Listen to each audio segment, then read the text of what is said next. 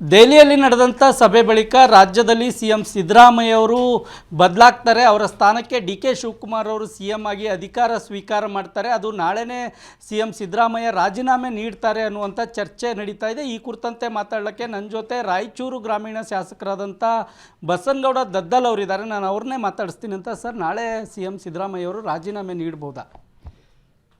ಇಲ್ಲಿವರೆಗೂ ನಮಗೆ ಯಾರಿಗೂ ಕೂಡ ಮಾಹಿತಿಗಳನ್ನು ಇಲ್ಲ. ನಮ್ಮ ಹೈಕಮಾಂಡ್ ನಾಯಕರುಗಳು ಅವ್ರು ಏನೇನು ಮಾತನಾಡಿದಾರೋ ಅವರೆಲ್ಲವನ್ನು ಅವರೇ ಬಂದು ಬಹಿರಂಗವನ್ನು ಪಡಿಸಿದಾಗ ಮಾತ್ರ ಗೊತ್ತಾಗ್ತದೆ. ಅಲ್ಲಿವರೆಗೂ ನಮಗೆ ಈ ವಿಚಾರದ ಬಗ್ಗೆ ಏನು ಗೊತ್ತಿಲ್ಲ. ಅಲ್ಲ, ಈಗ ಸಿಎಂ ಡಿ.ಕೆ. ಶಿವಕುಮಾರ್ ಅವರು ಸಿಎಂ ಆಗ್ತಾರೆ ಅನ್ನುವಂಥ ಚರ್ಚೆ ಕೂಡ ಇನ್ನೊಂದು ಕಡೆ ನಡೀತಾ ಇದೆ. ಈಗ ಒಂದು ವೇಳೆ ಸಿದ್ದರಾಮಯ್ಯ ರಾಜೀನಾಮೆ ನೀಡಿದರೆ ಯಾರು ಸಿಎಂ ಆಗಬೇಕು? ಅಲ್ಲ, ನಮ್ಮ ಹೈಕಮಾಂಡ್ ನಾಯಕರುಗಳು ಅವ್ರು ಯಾರ ಹೆಸರು ಸೂಚನೆ ಮಾಡಿದ್ರು ಕೂಡ ಅವರು ಮುಖ್ಯಮಂತ್ರಿಗಳು ಅನ್ನೋಂಥದಕ್ಕೆ ನಾವು ಎಲ್ಲರೂ ಕೂಡ ಶಾಸಕರುಗಳು ಅವ್ರು ಏನು ಸೂಚನೆ ಕೊಡ್ತಾರೆ ಅದಕ್ಕೆ ನಾವು ಬದ್ಧರಾಗಿರ್ತೀವಿ. ಎಲ್ಲ ಶಾಸಕರನ್ನು ನಾಳೆ ಬೆಂಗಳೂರಿಗೆ ಬರಬೇಕು ಅನ್ನುವಂಥ ಒಂದು ಮೆಸೇಜ್ ಹೈಕಮಾಂಡಿಂದ ಬಂದಿದೆ ಅಂತ, ಹೌದಾ ಸರ್? ಇಲ್ಲ, ಇಲ್ಲಿವರೆಗೂ ನಮಗೇನು ಫೋನ್ ಬಂದಿಲ್ಲ.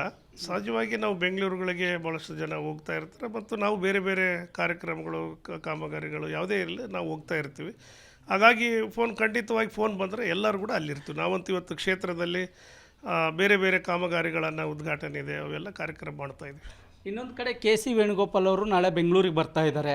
ಆ ವೇಳೆಯಲ್ಲಿ ಎಲ್ಲ ಶಾಸಕರು ಇರಬೇಕು. ಆವಾಗ ಸಿಎಂ ಸಿದ್ದರಾಮಯ್ಯ ಅವರು ರಾಜೀನಾಮೆ ನೀಡ್ತಾರೆ, ಹೊಸದಾಗಿ ಸಿಎಂ ಅವರ ಆಯ್ಕೆ ಕೂಡ ನಡೀತದೆ ಅನ್ನುವಂಥ ಚರ್ಚೆ ಕೂಡ ಇದೆ. ಇದಕ್ಕೇನಂತೀರಿ?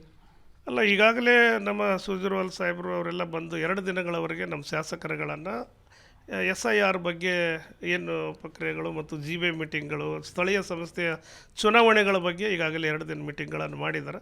ಮತ್ತು ಅವ್ರು ಕರೆದರೆ ನಾವು ಖಂಡಿತವಾಗಿ ಎಲ್ಲರೂ ಹೋಗ್ತಾಯಿದ್ವಿ. ಈಗ ಸಚಿವ ಸಂಪುಟ ಪುನರ್ರಚನೆ ಆದರೆ ತಮಗೇನಾದರೂ ಸಚಿವ ಸ್ಥಾನ ಕೊಡಬೇಕನ್ನುವಂಥ ಬೇಡಿಕೆ ಏನಾದರೂ ಹೈಕಮಾಂಡ್ ಮುಂದೆ ಇಟ್ಟಿದ್ದೀರಾ? ಇಲ್ಲ, ಜಿಲ್ಲೆಯ ಪರವಾಗಿ ನಾವು ಗೆದ್ದಿರುವಂಥ ಶಾಸಕರು ಸುಮಾರು 4 ಜನ ಗೆದ್ದಿದ್ದೀವಿ. ಗೆದ್ದಂಥ ಶಾಸಕರುಗಳನ್ನು ಪರಿಗಣಿಸ್ರು ಅಂತೇಳಿ ನಾವು ಜಿಲ್ಲೆಯ ಶಾಸಕರುಗಳೆಲ್ಲರಿಗೂ ಒಮ್ಮತದಿಂದ ಅಭಿಪ್ರಾಯವನ್ನು ಹೇಳಿದ್ದೀವಿ ಅಷ್ಟೇ. ಈಗ ಹೈಕಮಾಂಡ್ಗೆ ಒಂದು ನಿಯೋಗ ಕೂಡ ಹೋಗಿ ಭೇಟಿಯಾಗಿದ್ರಿ ದೆಹಲಿ ಹಂತದಲ್ಲಿ. ಆವಾಗ ಹೈಕಮಾಂಡಿಂದ ಯಾವ ರೀತಿ ಮೆಸೇಜ್ ಬಂತು ಸರ್? ಇಲ್ಲ, ಅಲ್ಲಿ ಯಾರಿಗೆ ಭೇಟಿ ಆಗಿಲ್ಲ. ಹೈಕಮಾಂಡ್ ಅವ್ರಿಗೆ ಯಾರಿಗೂ ಭೇಟಿ ಹಾಕೋಣ ಅವಕಾಶಗಳಾಗಿಲ್ಲ. ಹಾಗಾಗಿ ಯಾರು ಕೂಡ ಭೇಟಿಯಾಗಿಲ್ಲ ಮತ್ತು ಭೇಟಿಯಾಗೋಕ್ಕೆ ಟೈಮ್ ಕೂಡ ಯಾವುದಿರಲಿಲ್ಲ.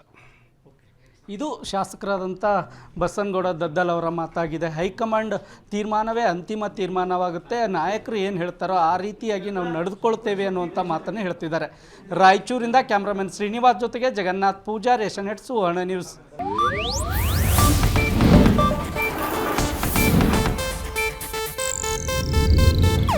ಇದು ಏಷ್ಯಾನೆಟ್ ನ್ಯೂಸ್ ನೆಟ್ವರ್ಕ್ ಪ್ರಸ್ತುತಿ.